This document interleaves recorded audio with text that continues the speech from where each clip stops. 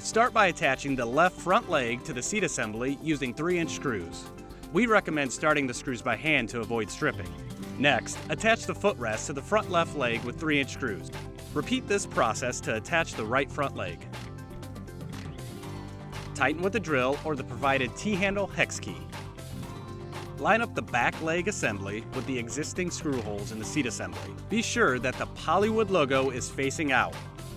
Attach the arms to the back leg assembly using 2.5-inch screws. Then, attach the back leg assembly to the seat assembly using 3-inch screws. Tighten with a drill or the provided T-handle hex key.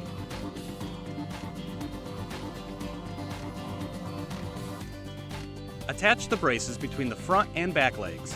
There are 2 short braces and 2 long braces.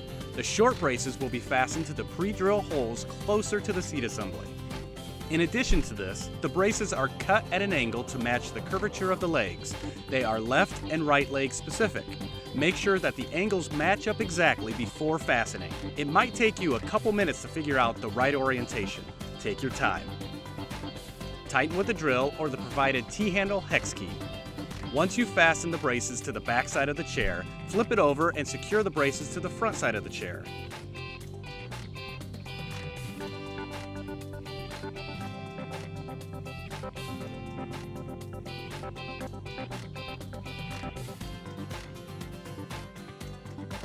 If you have any questions or need any additional support, feel free to contact us.